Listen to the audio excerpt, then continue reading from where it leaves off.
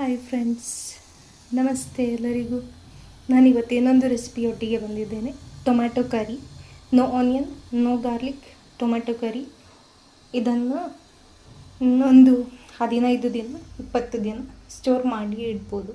ಫಸ್ಟಿಗೆ ನಾನು coconut oil, Virgin coconut oil ಅಂದರೆ ತೆಂಗಿನೆಣ್ಣೆ ತಗೊಳ್ತಾ ಇದ್ದೇನೆ.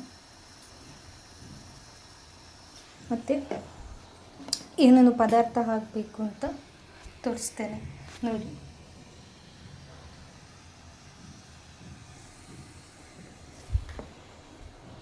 ಫಸ್ಟಿಗೆ ಇದು ಸಾಂಬಾರ್ ಪೌಡರ್, ಇದು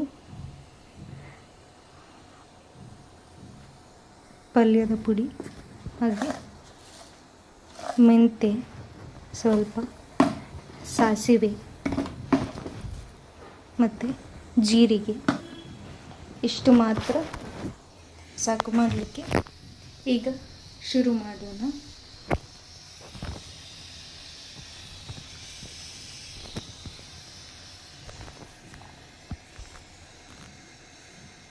ನಮಸ್ತೆ ಫ್ರೆಂಡ್ಸ್, ಟೊಮ್ಯಾಟೊ ಗೊಜ್ಜು ಮಾಡಲಿಕ್ಕೆ ಟೊಮ್ಯಾಟೊ, ಜೀರಿಗೆ ಎಲ್ಲವನ್ನು ಚೆಂದ ಮಾಡಿ ತೆಂಗಿನೆಣ್ಣೆಯಲ್ಲಿ ನಾನು ಹುರಿದಿದ್ದೇನೆ.